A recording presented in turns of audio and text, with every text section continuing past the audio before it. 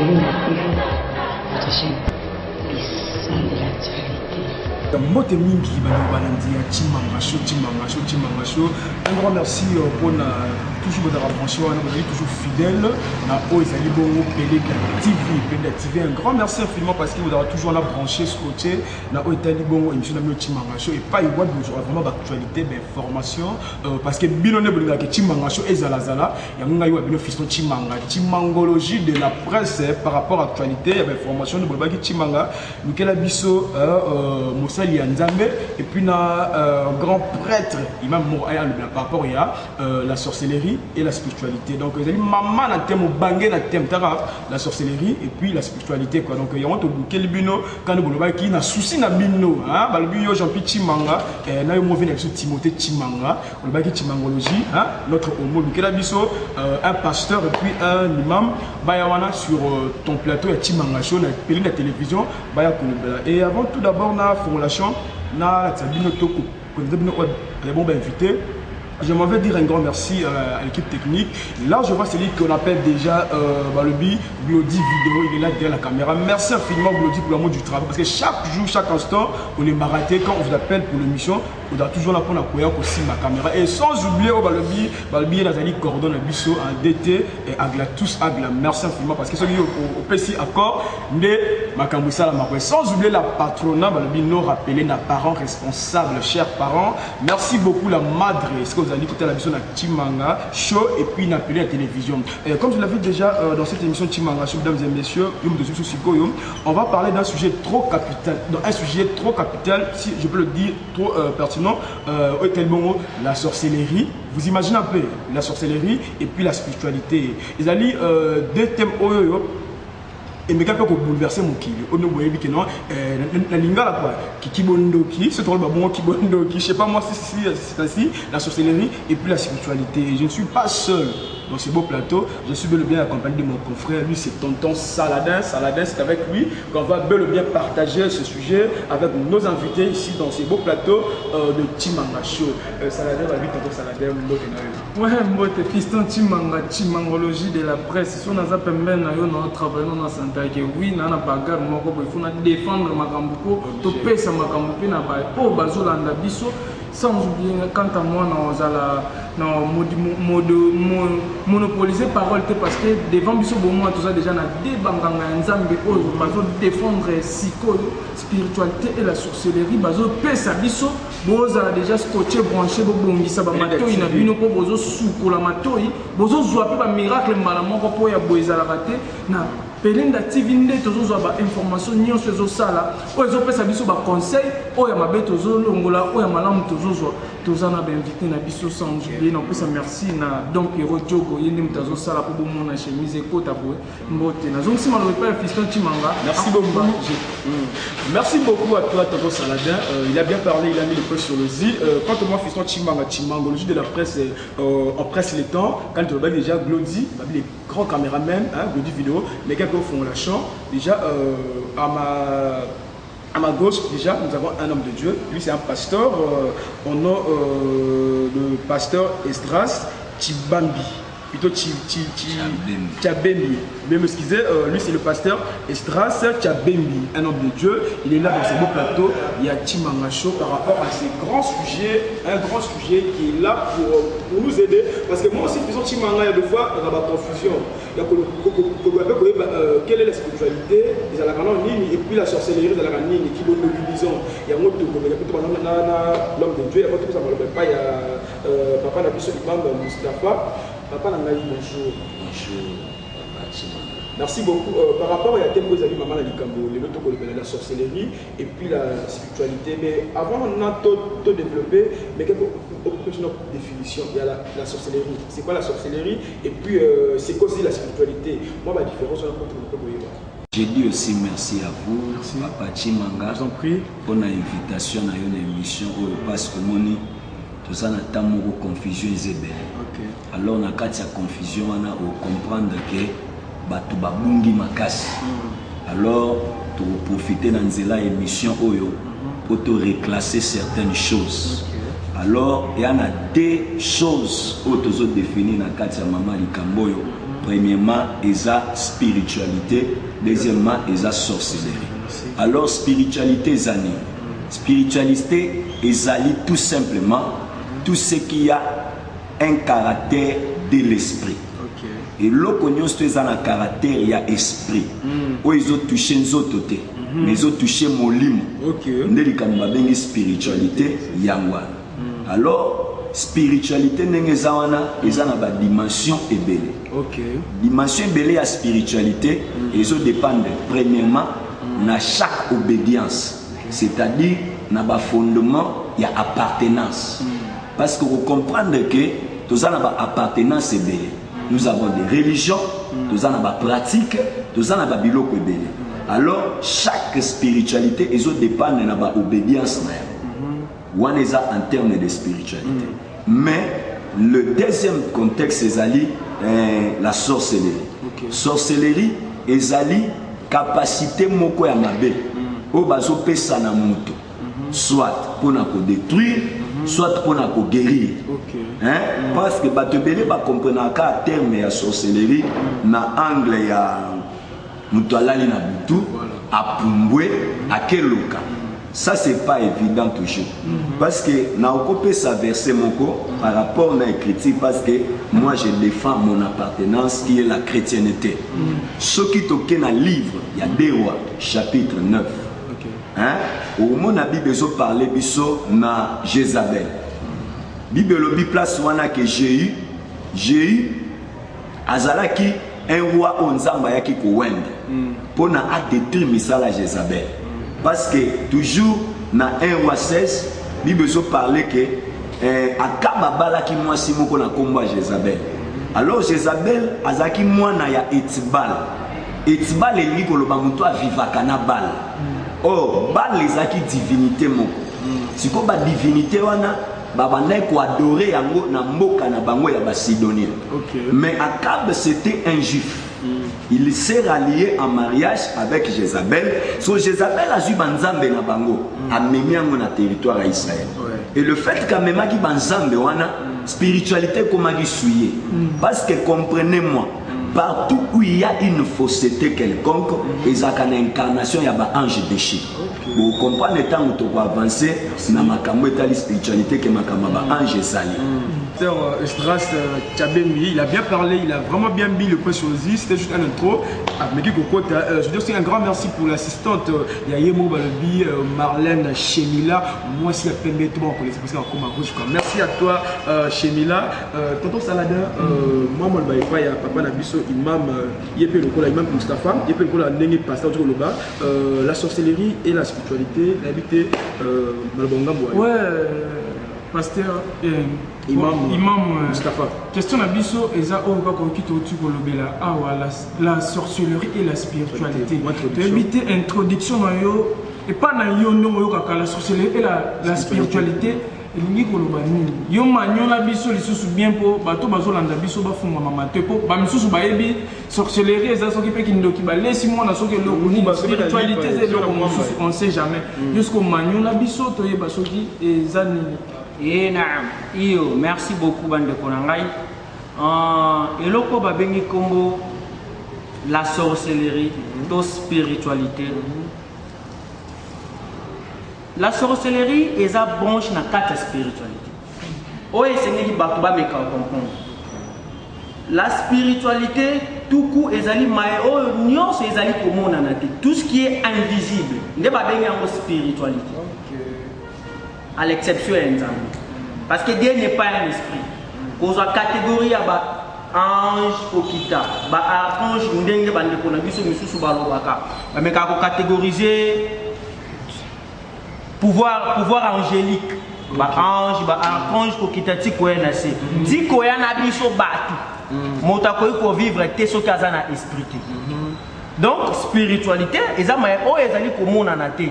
Mais ezali ko salisa ezali kosalisa to kobebisa mais oyo ezali komonana par rapport ya nini ya branche na yango ya gauche to ya droite.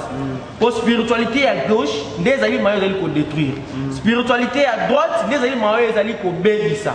Donc, sorcellerie, ils allaient branche moko na kati ya spiritualité. Moussa na yango ils allaient nini, ils allaient kaka kobebisa selon les croyants. Parce que moi ils allaient sorcellerie et ça les sakamoto solo mokete kaka est trompé via. Ndenge ndekonangai ndekonanga pasteur stress auti koloba sorcellerie ezali ma oyo ezali ko salisa pe ezali ko bebisa. Mais quant à nous, les croyants, la sorcellerie est là juste pour détruire. Donc, ce qui peut être que la sorcellerie est comme ça, tant qu'on continue à éclaircir, à expliquer, on va comprendre pourquoi Imam Mustafa Alobi, la sorcellerie, c'est une branche de la spiritualité juste pour nous dire ça. Donc, tout court, la spiritualité est invisible et mon anakate. La spiritualité n'est pas par rapport à la branche. Donc, sorcellerie, vous allez kakamayo, vous allez kobebisa, toko kabo là-bas. Oui, ils allaient comme éclaircissement pour ne pas y manger. Merci beaucoup, mesdames et messieurs. Je pense que les deux mots pour comprendre. Le pasteur Estras, il a bien parlé de lui et même Mustafa Yebe Alobi. Et quand moi, Fiston Chimanga, là, c'est moi, donc, ceux qui comprennent bien la spiritualité, ils allaient maïko et c'est la maka, na kibonjo de qui limo quoi. Donc, disons que tout le monde a gagné, tout le monde a gagné malade, quelconque. Oyepa Nganzambe, to Oyepa ya, muto sali sabalbi, na malade. Donc, on a la physique de la spiritualité. Et puis, Imam Moustapha a expliqué bien que non, la sorcellerie est un bébé saka. Donc, vie à moto. Il n'y a pas de disons, avec sa famille, vie à bébé, à comme il disait, que vous connaissez il y a la sorcellerie, Moustapha Lobi. N'a pas dit de Eric, le Camerounais, des Twix, là, il m'a coupé leur bail. Je voulais vraiment trancher pour la émission au Timaracho. Dans un élément, il y a pasteur Estras. Il avait touché quelque chose, mais le cas parce qu'il y a juste une introduction par rapport aux anges. Pasteur, on attend souvent par rapport aux anges. Moi, je prie dans une église dont je ne vais pas citer les noms. Il y a à tout moment, tout cas, les anges viennent, les anges descendent et tout. Mais il y a aussi un monsieur à la paix, il y a une spiritualité. Alors, il y a un ange qui va le délai. La Ligue, mais quelques explications par rapport, parce que déjà, chacun en haut. Quelles sont les sortes des anges? Bon, avant de Kota Namakamba ange, je voulais un peu revenir sur ce que nous avions dit tantôt. Parce que, naoki ne quoi le bélo moko elongo banite. Oui, ticket, voilà. À lobby, na ba spiritualité, tout ça na ba catégorie mais nzambe kolongola. Mais le grand esprit c'est qui? Parce que sur aucun na Genèse 1, Bible lobby au commencement. Hein? Au commencement, Dieu créa les cieux et la terre. La terre était informe et vide. La Bible n'a pas dit que Moutounamzoto se mouvait au-dessus des eaux. La Bible dit l'esprit de Dieu s'est mouvé au-dessus des eaux. Dieu est esprit. Dieu c'est un être immatériel. Zamba mona na raté. Yango moni na tangu nyonso Zamba bane ko reprocher bana Israël alobi ke bozo comparer ngana biloko batu ba ko simba pe komona. Vous comprenez? Je comprends par là que pour Nandeko c'est que Nzambe ba ko bimise même logo ekeko c'est pas. Or, Bible dit au commencement Dieu créa les cieux et la terre. Genèse 1. La terre était informe et vide, l'esprit de Dieu s'est mouvé au-dessus de eux. Dieu n'est pas une chose matérielle. Dieu n'est pas une personne matérielle. Dieu est esprit, mais il a la capacité de revêtir le corps. Vous ne comprenez pas? Pour au comment ensemble, chaque fois dans Israël, que vous comparez à biloko isomonana. Il y a un moment où Moïse a mati na ngomba ke solola na Yahweh, nase Bible bisi Aroni. Salela biso nzambo tozo sa nini tozomona. Dieu n'est pas un être matériel. Dieu est un être spirituel. Yango moni zamba lobaki créons l'homme à notre image. Au moment de la création et à deux dimensions. Tant babi créons l'homme à notre image, zamba créé mobali na mwasi mais badaki na immatériel. C'est-à-dire l'image de Dieu c'est l'esprit. Vous comprenez? Et deuxièmement Bible dit il forma la masse de terre. À Sangisi Mabele, à souffler. C'est là où l'homme devient un être vivant, une âme vivante. Vous comprenez? Donc Dieu est esprit. Christ plus loin a ébissé une femme samaritaine dans le livre de Jean chapitre 4 alobi Dieu est esprit. Il faut que ceux qui l'adorent en esprit et en vérité. Donc ça basé loko to simbate to ko monate. To continue likamba ange. Alors ma question. Ma question était celle-ci. Ma question était celle-ci par rapport aux anges. Parce que je prie dans une église et pas Iwapi. À tout moment, ange va quitter va récupérer un miracle. Et puis j'ai eu à recevoir aussi un homme adapté à la spiritualité. C'est comment maître Jean-Pierre Iskazali. Alors il y a un chimanga, ange va dans le et belé. Ange a bien été, parce que par rapport à ce que nous avons vu que nous parlons aussi d'un sujet capital de la spiritualité, dans les on peut éclaircir quelles sont les sortes des anges? Oui, ange, bazar, n'a pas forme belé, parce que quand Yahweh a créé, Zamba a créé trois principaux anges. C'est ce qu'il faut retenir. Il y a trois principaux, je parle des principaux, parce qu'au-delà des principaux, c'est-à-dire les chefs, les principaux. Au-delà des principaux, il y a maintenant l'esprit qui est vous comprenez pas? Mais on a nominé, c'est-à-dire que na kombote, mais les trois principaux anges Bible et Tangi Bango, pe na représentation na bango bazaki na bakombo. Ce que premièrement, nous avons Lucifer. Lucifer, au babengi astre brillant, astre lumineux, au yakoma qui Satan. Au landisamana, Esaïe chapitre 14, Nzamba précipita qui. Mais quand on a la précipité, à Kumbaka et tout le coup, il y a un ange et belé. Parce que Jésus aussi n'est pas qui a détrôné Nzamba. So, Makamwana en fait est salama qui n'a éternité. Ce n'est pas le temps de l'ère de la création. Mais Esaïe a son côté en éternité. Pour dénicher makambo salamaka alobi ke azaki précipité to ça na deuxième ange ezali Michael o babengi ange ya komba to ça na troisième ange eza Gabriel aza ange messager o tomoni même abimela ki Marie. So ange Michael azarana épée, c'est l'ange guerrier. Ayaki même tango Josué alinga kotana Jéricho. Vous comprenez? Aïe na Jéricho pour accompagner. Mais la représentation angélique dans la Bible, ils ont qui Dieu sous forme des anges. Maintenant, ce qu'il faut comprendre, c'est quoi? Bato balobaka ange bakitaka, ange bayakaka, ange akitaka non pas parce que mutu alingi ange akita, mais ange akitaka parce que c'est Yahweh qui l'envoie. Il vient avec la mission de Dieu. Je te suis hébreu, tu quittes la versa souka. Au moment la Bible dit, ce sont des esprits qui sont au service de Dieu à Tchebango pour n'abasser, exercer un ministère. Mais nous n'avons pas de prière à adresser aux anges pour dire que ange yaka. Ange babele la caille. Pour les invoquer, pour invoquer ange, pour béler la ange, on n'invoque pas un ange. Ange a-t-il namaka par rapport à un besoin. Quand il y a un besoin, Dieu l'envoie. Mais tout le monde a battu non, nazobé la ange aya te.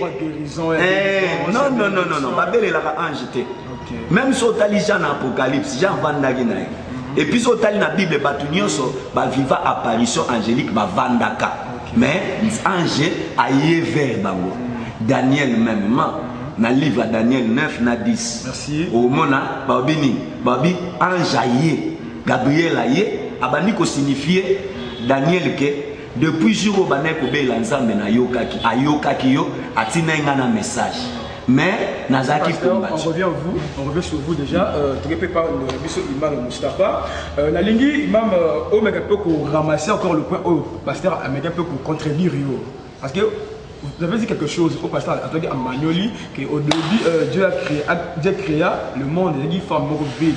N'habitez par rapport à voilà le pasteur à l'obbi. Mais quand Omega peut comme Magnola la place iyo ngai sala nga vraiment pasi. Merci. Moto akomi benga yebi nzambe. Mais nga na lobaka souvent eza bato bazo kanise la nzambe. mayo ezali réalité.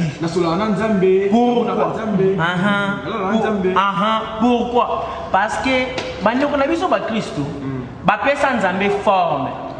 Et pourquoi moi j'ai éclairci na lobi bien la spiritualité est tout ce qui est union sur le monde en akaté à l'exception nzambe. Parce que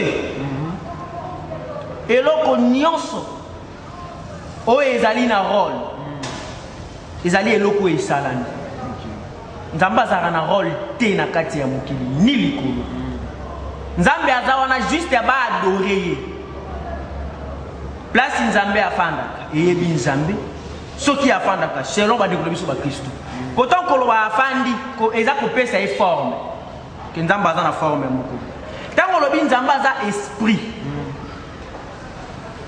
ba ange pe baza ba esprit bilima pe baza ba esprit kunani asali nani donc esprit na esprit ba monanaka ce que le pasteur veut me dire que un ange a un pouvoir de voir Dieu à l'œil nu. C'est faux et archi faux. Même les anges, bah mon akanzambe te. Mais bah yo kakande nzambe. Mais ndeti pasteur a uti kebisa biso ake nzambe nde atinda ka ange. Okinda kabina suka ake o nzambe atinda jour premier jour ibelela ka nzambe. Nde ayoka ka da kolela no nde atindi ngai. C'est que yo contredire ngo lobi ke te ba ange ba mona ka nzambe te pe ba solola ka na yete. Non, nazolo ba solola ka na nzambe. Mais ba tikala jamais pour. Mais ça c'est la contradiction. C'est bien. Papa, est-ce que il faut avoir la tolérance, mon frère. Ce n'est pas encore, ce n'est pas. Non, faut être tolérant. Non, je vous en prie. Je vous en prie. Je vous en prie. Parler.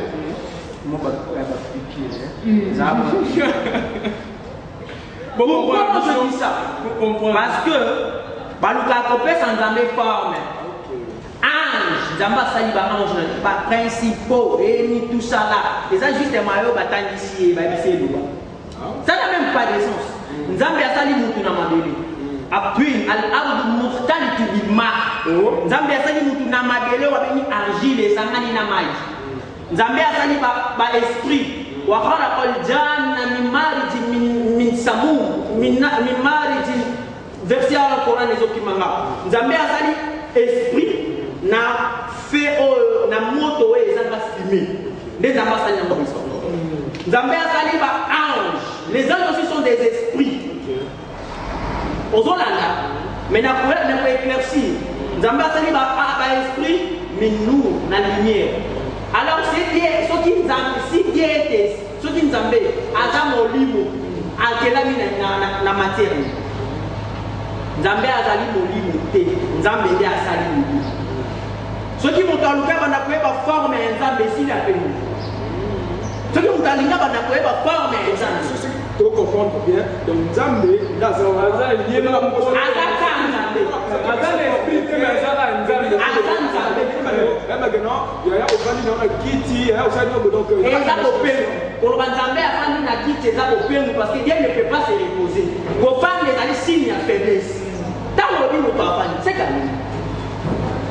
Osomona, yango autu kolobawa ange Michael, ange ayaki ko visiter nani Diende ayaki ko visiter sous forme des anges. Nzamba alati na papa. Ils ont passé. Non, Nzamba alati ma papa. Tant sous forme ange azara na ma papa. Ya lobi ke nzambe ya yo. Soka na dimension ma papa. Soki na makolo, ayaki na makolo. Dimension ma papa ya les dimension. Na kabelo otanga ayaki na makolo. Na dimension. Ayaki na makolo na maboko. Réponds-moi. Nanda répondre. Exactement, la personne juste question la dimension à ma papou. Pas les dimensions sous. Vous comprenez? Dieu était venu visiter Jean. Il était en forme. Ayaki na forme visible. Visible de quelle forme? Dieu est esprit. Il a la capacité de revêtir le corps. Au moins Abraham a trois personnes. Bon, c'est bon. Mais dans trois personnes, Dieu était là. Dieu, au moins il faut forme visible à Nzambe, la forme visible à Nzambe, théophanie. Forme visible. Dieu vient dans la forme. On est là, non, pasteur, s'il vous plaît. Mais oui. Allez vérifier ça. C'est un débat. On a reçu un pasteur, Esdras, Tchabeli et l'imam Mustafa. Vous comprenez par rapport à la spiritualité, la sorcellerie, par exemple, moi, dans le cas où soit la terre, est-ce que nous avons une réforme avec les autres? Ah, si c'est l'idée, c'est l'idée, est-ce que vous c'est regrettable.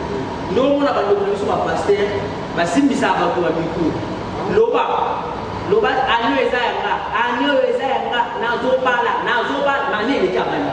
Parce qu'il pense qu'il va se la rendre. Je te dis, moi, je suis un c'est une chose qui ça. Donc, au lieu de vivre la volonté ensemble, limiter si on va faire vivre ensemble la volonté. Nous, on va faire ces formes à Kiti, à la forme, à Yé, à Koutani, Namou. Donc, ensemble, ce qui a changé, et il faut même pas à Fanda à Kélim Kinani, Sinamano, qui est la terre soit. Et bon, on parle de l'eau, est-ce qu'il faut qu'il y ait un bêtise, je vais éclaircir une chose. La catégorie ange, Lucifer n'est pas un ange. Oui. Le Dieu. Zambé a Kéli, Miguel Amourigno, ça peut se voir par caractéristique.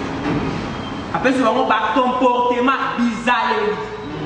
Les anges, là, il y a un sou, Nalima Amara Boullah. Zambé a dit ange la lumière, allons Libango. Allons Libango, parce qu'un ange, hasard matérialiste. Allons lier sentiment. Allons lier Nzala. Ange, allons lier Nzala. Allons lier sexe. Est-ce que vous comprenez? Donc, ange va désobéir ça, jamais n'a mis quoi ensemble. Mais ce que vous allez Lucifer, Lux, c'est à latin. Ange, dans latin. Ne pas va bengi. Mais nous comment on va bengi là qui est mon alola. Na retourne à pasteur Soka Yebi. Tant que Lucifer c'est en français. Pour Ezali, malformation est à latin. Lux, c'est ange. Faire, c'est lumière. Ange de lumière. Mais qu'est-ce que j'ai dit tantôt? Attendez, je viens. Ange de lumière. Pour Nabango. Parce que Lucifer n'a pas une explication claire. Parce que Mokili Ezalaki et Fandaki n'a mis parmi Milim et Fandaki n'a Mokili, désobéir ça qui, Bangonio sont en Zambie. Et faire que désobéir, Bangonio sont en Zambie. Mais il a fait ce que j'ai dit. Je n'ai rien. Nazoya pour Nazoya qui s'allume Lucifer. Loba papa. Il faut avoir la parce que les plans déjà, qui t'a venu au la bref. Bon, voilà notre opinion. Sauf que Lucifer, vit à désobéir ça qui n'a Zambé. Et Zola qui s'appelle, Azali n'a sentiment moko. Le Coran est ici, il était esprit qui vivait parmi les anges. Quand nous avons appelé si mon béco, il y a le Coran sentiment. Azoki courage pour désobéir. Mais les anges, Nzambé a l'ongoli, on a bien un désobéissance. Est-ce que vous comprenez? Et puis ange na archange bazalakate. Ils agissent à Bakombo. Imam Tozo Kabola. Mais est-ce que pour avant de quitter yo, pour la faire un de forme. Parce que vous avez la forme. Vous allez Nzambé yebani. Mais forme Nzambé zali bopemu. Quand nous avons créé l'homme en notre image, cela veut dire quoi? Que Nzambé a mona kanga pe na mona. Nzambé a loba kanga pe na loba. Nzambé a yoka kanga pe na yoka. Mais koyoka Nzambé azoka ange, esprit, azoka ange, diable mutu fourmi na moment moko. Bo sangana 1 million de personnes a occupé na moment moko moto pe besoin na. Ne koyoka Nzambé. Na sens wana, cela veut dire que l'inko la tchateke, Nzamba azana lolemo, azana un bras avec 5, ma main avec 5 doigts. Non. Merci ça la donne à Tigelo. Nzamba azana forme. Bien, pasteur. Vous avez noté pour au répondre. Moi réponse moi tant que n'aura qui imam Atunio a appelé ça combo ya Lucifer. Moi réponse na après na appelé cette question. Yesu va repérer ça ngango et vous allez bien pour pas parce que oyoka ma communion soit le but, c'est ce que moi j'ai affirmé. Mais il y a confirmé ma communion lobby, mais on ça on dira aux le contraire. C'est-à-dire c'est le problème de la connaissance. Hein. Au moins, la place va aux ala. Il y a ma combo parce que ce qu'il faut comprendre c'est quoi? L'islam tout d'abord est bâti sur le mensonge. Est-ce que non, l'islam est bâti sur le mensonge. L'islam est bâti sur le mensonge. Tozonga, okinda bangi, kumba bangi, ayebi. Je vais t'expliquer une chose. Alobi ke Zambé abengana ki Lucifer, Lucifer azaki l'un des esprits. Mais quand on a alobi ke c'est un esprit, c'est un ange, azaki ange déchu. Parce qu'il y a des anges déchus. Sauf 2 Corinthiens. Chapitre 11, verset 14. Paul Azolobani. Alobi, Satan se déguise en ange de lumière. C'était sa première nature.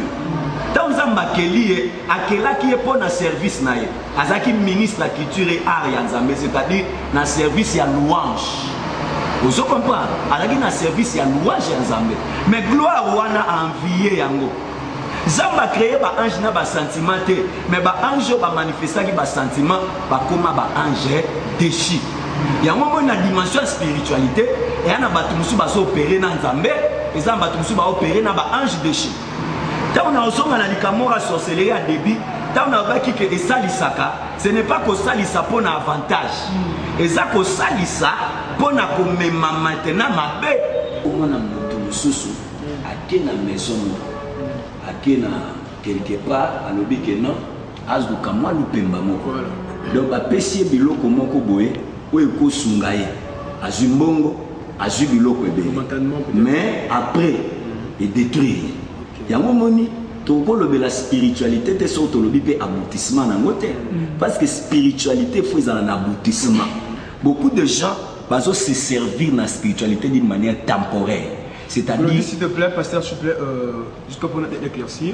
Là, je tiens à vous signaler plutôt, mesdames et messieurs, que nous tendons tout doucement à la fin de cette émission. Donc, nous, pasteur, déjà, au profiter déjà, ma point essentiel, au chuter, parce qu'on presse le temps, dans la team de intérêt, c'est à moi, le bar. Donc, pasteur, ma point essentiel, au chuter, vous avez une première partie, une partie remise. So, il va encore revenir sur ce beau plateau, il y a team en pasteur, il faut la parole. Donc, je disais, spiritualité, il faut tout le la perte. C'est-à-dire après avoir se connecté dans l'obédience moko na science songolo na connaissance songolo aboutissement nango ezanine parce qu'il y a des âmes qui iront dans la souffrance. Il y a des âmes qui iront dans la souffrance à cause de contracter ma spiritualité. Mais moi dans ma spiritualité, quand le Seigneur Jésus est venu sur la terre, il nous a prêché sur le royaume des cieux. Bisoto ya ki penza pet pona kozwa biloko mokilité. Si Dieu me le donne, gloire à Dieu. Mais si Dieu ne le donne pas, ce n'est pas ça mon problème sur la terre. Mon problème sur la terre, ils en attendent nzamba lingi, na sala makambo lingi après na hérité royaume des cieux. Yango na encore lancé appel na batunyo so ba comprendre que salut ezali. Bomi koti sana makamba pamba te po ba opesa yo chance moko ya konginda ya kozwa biloko vanité de vanité, tout est vanité. Mais to banga nzambe.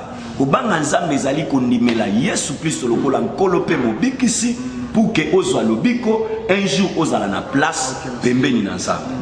Merci beaucoup, pasteur. S'il te plaît, vous le dites, toi, tu es un pasteur à rechuter pour conclure.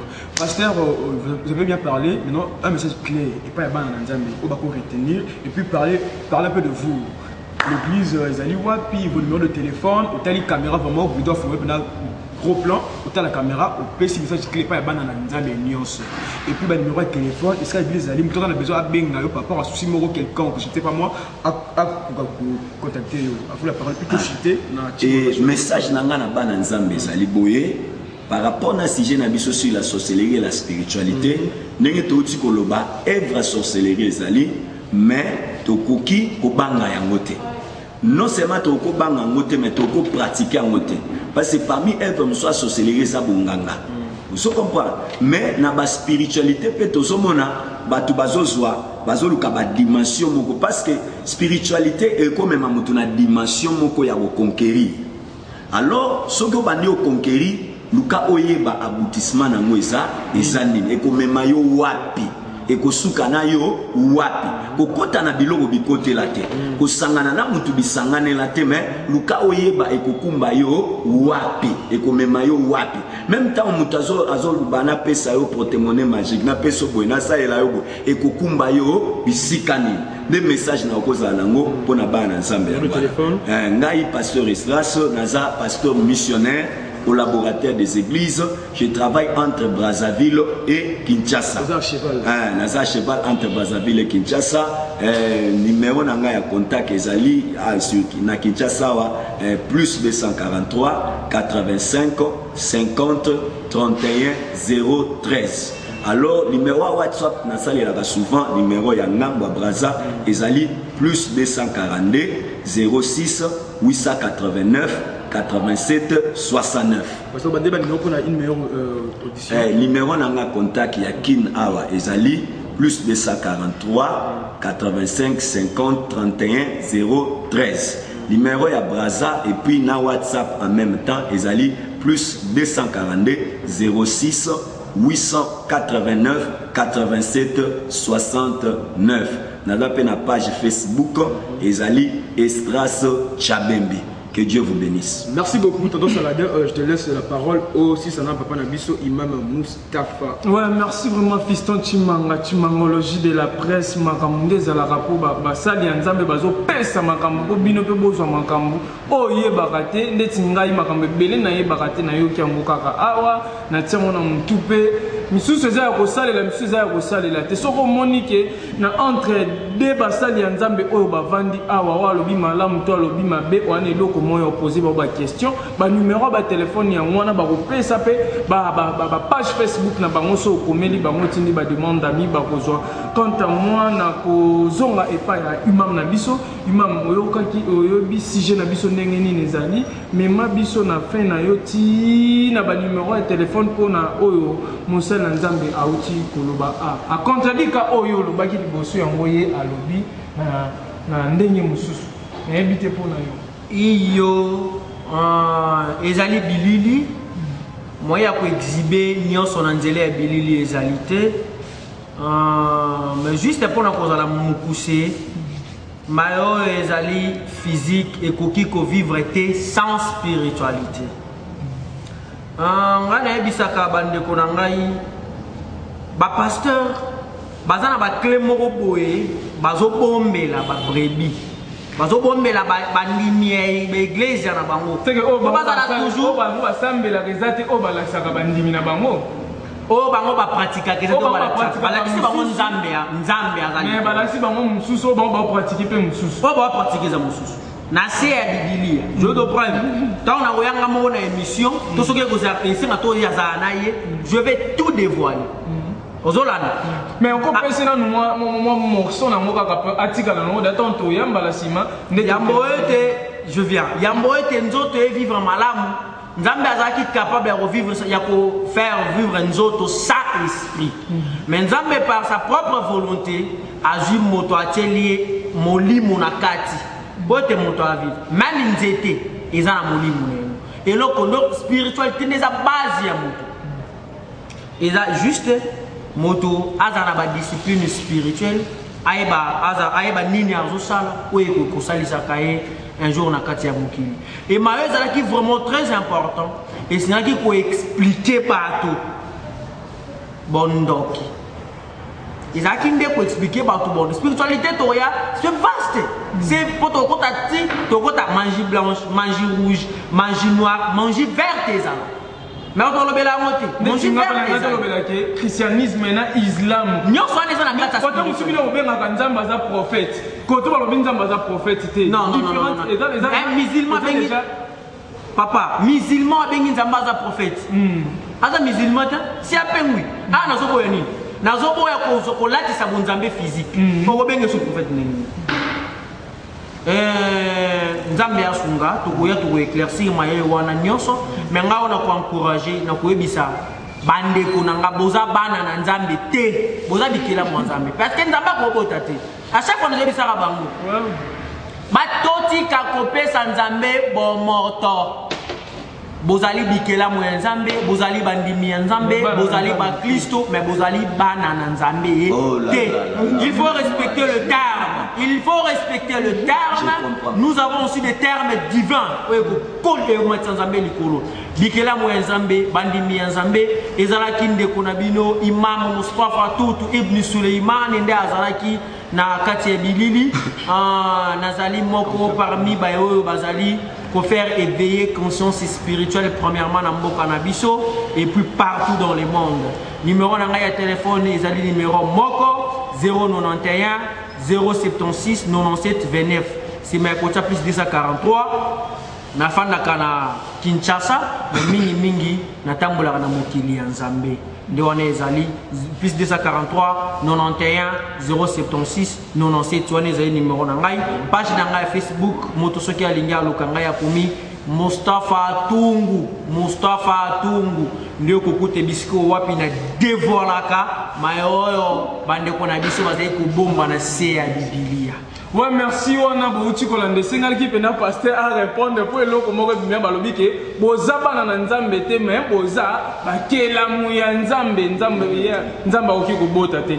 En fait, on a beaucoup de choses biso vraiment ba essayer on a biso za ke po bino boza la toujours si mana biso boyo kaka o nini to koloba. Nous sommes arrivés à la fin de notre émission mais moi je ne dois pas désannoncer na to pesa kaka. Merci na bay oyo basunga biso moi physiquement, financièrement, spiritualité, maman aimé Iluku église armée l'éternel des armées. Merci na Dom Pero Diogo na ndenge ya ba Afrique disiwana Dom Pero Diogo to sana époque na yo sans oublier Oscar Marito ya maman Naomi KBG soki na moni Magali Mabiala na Hollande sans oublier Marlène na biko hôtel aux la libanga Marlène vraiment to komi na suka na obaksa bele boze bele mais Togoloba kaka Togoloba Beston mon ami personnel sans oublier Stéma Iboïka.